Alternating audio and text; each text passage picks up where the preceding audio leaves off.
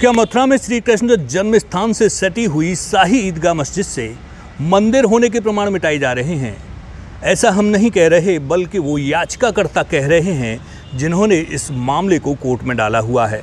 आपको बता दें कि इस पूरे मामले को लेकर श्री कृष्ण जन्म स्थान और शाही ईदगाह का जो विवाद है, उसे लेकर 1 दर्जन से अधिक याचिकाएं मथुरा की अदालत में चल रही हैं, जिन पर लगातार सुनवाई हो रही है। इसमें नया अपडेट ये आया है कि इलाहाबाद हाई कोर्ट ने 4 माह में जो जितनी भी याचिकाएं हैं, इनकी सुनवाई कर इस मामले को निपटाने के आदेश दिए हैं।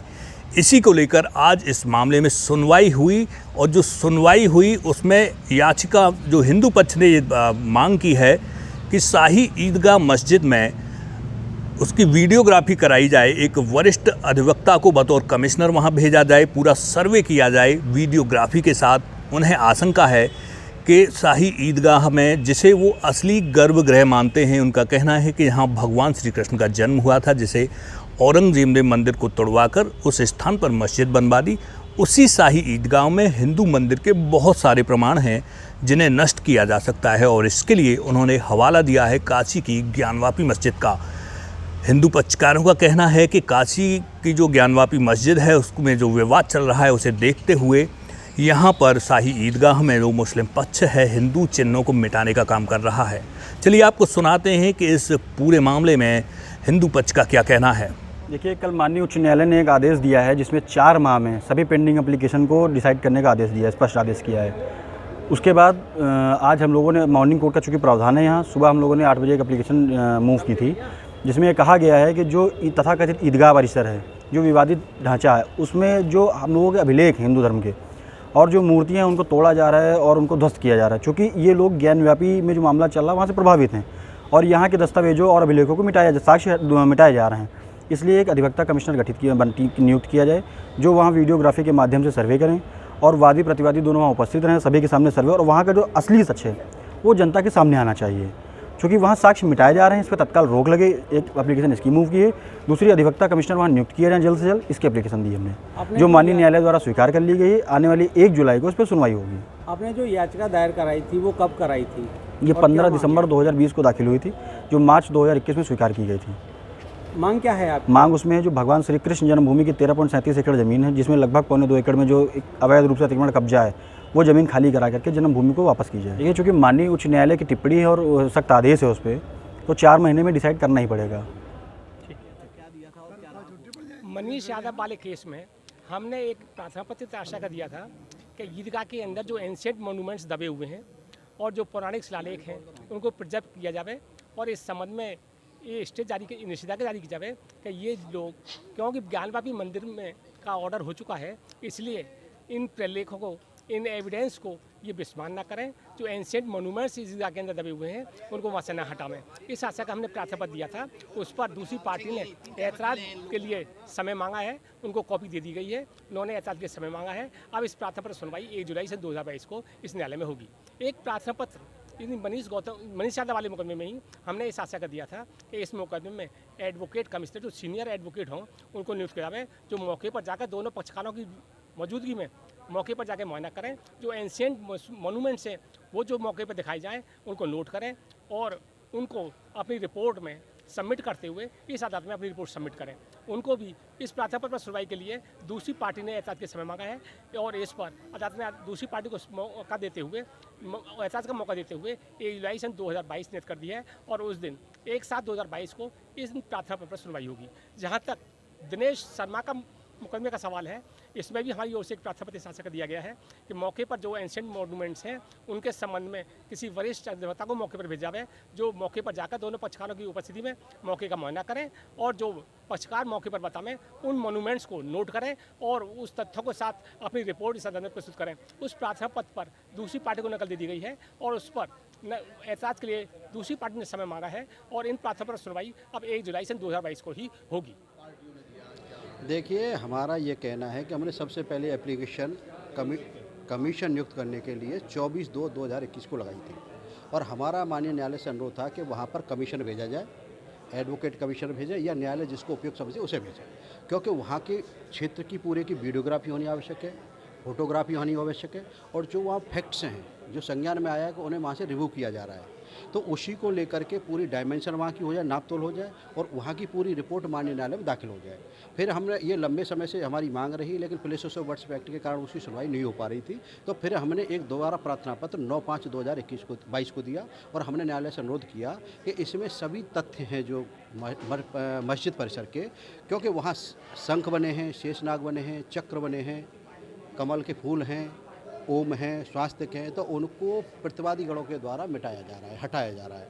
अगर वो सब वहाँ से हट जाएंगे तो प्रॉपर्टी का character of the property change हो जाएगा, यानी प्रॉपर्टी का नेचर ही चेंज हो जाएगा, तो एविडेंसेस खत्म हो जाएंगी, और जब एविडेंसेस खत्म हो जाएंगी तो फिर केस का औचित्य क्या रह जाएगा, और वहाँ से कोर्ट कमिश्नर जाएंगे तो वो क्या प्रोड्यूस करेंगे। तो हम चाहते हैं, क्योंकि वो मंदिर है भगवान का, असली गर्भ वही है, तो हम चाहते हैं कि कमिश्नर वहाँ जाए और जो एक्चुअल फैक्ट्स हैं उन सबको दर्ज करके वहाँ से लाए, वीडियोग्राफी कराएं, फोटोग्राफी कराएं, तो इसके से पूरी स्थिति क्लियर हो जाएगी। उन लोगों को क्या दिक्कत होती है इसमें, अगर असली बात है कि वहाँ सब चीज़ें हैं, अगर इस्लाम पक्ष के पीछे नहीं तो उनको भी वो दर्ज करेंगे, तो इसमें किसी तरह की कोई दिक्कत नहीं होनी चाहिए उनको। और इसी को लेकर के आज हमने एक एप्लीकेशन दी है पुनः, और हम चाहते हैं कि इस एप्लीकेशन का जो सर्वे एप्लीकेशन है कमीशन वहाँ भेजा जाए। इसी को लेकर के आज माननीय न्यायालय हमने एप्लीकेशन दी है, और हमारा ये कहना है कि वह अविलंब जाना चाहिए कमीशन, क्योंकि 2023 दिसंबर 2020 को ये केस दाखिल हुआ था, और CPC की प्रोसीडिंग के हिसाब से प्रत्येक सिविल केस में तुरंत ही कमीशन जाता है, वहाँ की वस्तु स्थिति है, तथ्य हैं, उन सब। आपने इस पूरे मामले में हिंदू पक्ष के अधिवक्ताओं व याचिकाकर्ताओं को सुना। मुस्लिम पक्ष इस विषय में क्या कहता है, ये सीधे जानने के लिए मुस्लिम पक्ष के पास चलते हैं, उनसे पूछते हैं कि आखिर जो हिंदू पक्ष ने याचिका डाली है मस्जिद की सर्वे कराने की, वीडियोग्राफी कराने की, क्या उससे वो सहमत है या वो क्या चाहता है। की आदत रही है कि नियत दिनांक से पूर्व एन कैन प्रकरण किसी न किसी रूप में प्रार्थना पत्र देकर वो न्यायालय की कार्रवाई को बाधित करते चले आ रहे हैं। हमेशा वो उस कार्रवाई को टालते रहे हैं, और अभी मुझे तो देख के मैं हैरान हूँ कि जो हमारे एक वादी पक्ष हैं जो हाई कोर्ट से एक आदेश लेने गए थे, उनका स्वयं का आप देखें उनकी पत्रावली में वो कभी उपस्थित ही नहीं हुए, मात्र 2 बार उपस्थित हुए होंगे। उनकी ऑर्डर सीट पर स्पष्ट रूप से लिखा हुआ है कि वादी अनुपस्थित, और उनको अंतिम अवसर दिया जाता है। जब वो यहाँ ट्रायल कोर्ट में जिस कोर्ट में मुकदमा चलना है यहाँ उपस्थित नहीं हो रहे, जानबूझकर मुकदमे को लिंगर ऑन करते हैं, और फिर माननीय उच्च न्यायालय जाते हैं, साहब मुकदमे सुनवाई जल्दी हो जाए। अगर वो यहीं हाजिर होते, यहीं उपस्थित होते, तो इसकी ये नौबत ना आती। या दूसरे, हमें माननीय उच्च न्यायालय ने बुलाया होता, नोटिस जारी करे होते, तो हम उनका पक्ष रखते, उनकी ऑर्डर सीट को सर्टिफाइड ऑर्डर सीट, माननीय न्यायालय की ऑर्डर सीट कभी बदली नहीं जा सकती। अभी भी प्रत्यक्ष प्रमाण है कि पिछली डेट को भी उन्हें अंतिम अवसर का अवसर मिला था। तो ऐसे तथ्यों को छुपाकर एन के प्रकरण जब कोई मामला ज्ञान व्यापी में होता है वो यहाँ एप्लीकेशन मूव कर देते हैं। साई मस्जिद ईदगाह और जन्मभूमि का मामला बिल्कुल अलग है। यहाँ रास्ते अलग हैं, सीमाएं अलग हैं, भव्य मंदिर बना हुआ है, वहाँ पूजा अर्चना चल रही है, नमाज होती है, तो कोई बात की स्थिति नहीं है। लेकिन चूँकि एन कैन प्रकरण अलग अलग प्रार्थना पत्र आते हैं, उनकी कॉपी रिसीव नहीं कराते। माननीय न्यायालय में कहते साहब कि हम लोग गए थे, तो इतना गुमराह जो वादी पक्ष कर रहे हैं। और एक और आपके पास से मैं चैनल के माध्यम से कहना चाहता हूँ, अगर कहीं कोई साक्ष्य है तो वो न्यायालय में पेश होगा, ना कि चैनलों पर दिखा कर। आखिर क्या साबित करना चाहते हैं? जो साक्ष्य आपने न्यायालय में पेश ही नहीं किए वो चैनलों के माध्यम से आप लोगों में ले जाना चाहते हैं। चैनलों के माध्यम से बात का निस्तारण नहीं होना, पंचायत के माध्यम से बात का निस्तारण नहीं होना, अनर्गल बातों को लेकर आप जो है दुष्प्रचार कर रहे हैं। तो ये कोर्ट में आए, कोर्ट की कार्रवाई से जले नहीं, जाए भागे नहीं। क्या न्यायिक व्यवस्था पर इनको भरोसा नहीं? न्यायिक व्यवस्था पर ये सवाल उठा रहे हैं। आज कमीशन नियुक्त करने के लिए यहाँ पर एक एप्लीकेशन दी गई थी, क्या रहा उसमें? नहीं, ऐसा है, इन्होंने भी अचानक एप्लीकेशन दी और ना उसकी कॉपी दी है। वो कॉपी लेकर उसको हम जो है उसमें आपत्ति दर्ज करेंगे, अपनी सुनवाई होगी, जो माननीय न्यायालय का आदेश होगा उसका अवलोकन करेंगे। आपने इस पूरे मामले में हिंदू पक्ष और मुस्लिम पक्ष को सुना। अब आपको सीधे लिए चलते हैं हम श्री कृष्ण जन्म स्थान सेवा संस्थान के जो सचिव हैं कपिल शर्मा, उनकी क्या मांग है इस पूरे मामले को लेकर। जो शाही ईदगाह में वीडियोग्राफी कराकर उसकी सर्वे कराने की मांग है, उस पर उन्होंने क्या कहा, क्योंकि वर्तमान में श्री कृष्ण जन्म स्थान की जो व्यवस्थाएं हैं वो श्री कृष्ण जन्म स्थान सेवा संस्थान ही संभाल रहा है।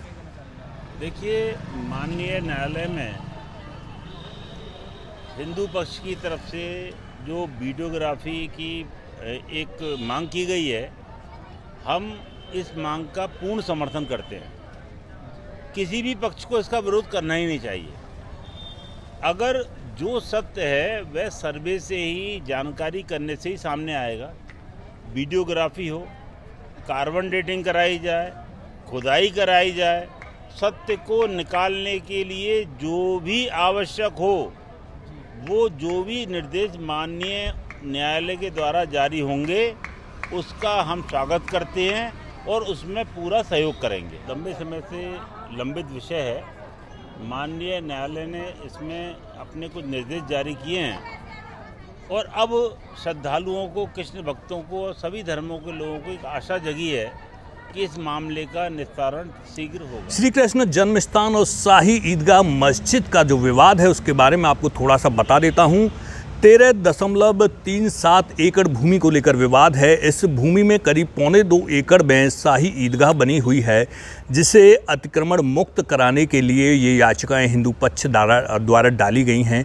उनका साफ साफ कहना है कि इस मस्जिद को वहाँ से हटा दिया जाए, क्योंकि वो क्षेत्र पूरा कागज़ों में भी मंदिर का है और मंदिर को तोड़कर ही वहाँ मस्जिद बनाई गई है। अब इसमें नया मोड़ ये आ गया है। उनका कहना है कि मस्जिद में चूँकि हिंदू मंदिर होने के सबूत हैं, ज्ञानवापी मस्जिद जो काशी में विवाद चल रहा है, उसे देखते हुए मुस्लिम पक्ष उसे तोड़ सकता है, उन सबूतों को मिटा सकता है, इसलिए उसकी वीडियोग्राफी कराई जाए, उसका सर्वे कराया जाए ताकि स्थिति साफ हो सके। आने वाले दिनों में अदालत ने, हाई कोर्ट ने कहा है कि 4 महीने में इस मामले को सुलटा लिया जाना चाहिए और इसमें तारीख अगली सुनवाई की 1 जुलाई पड़ी है।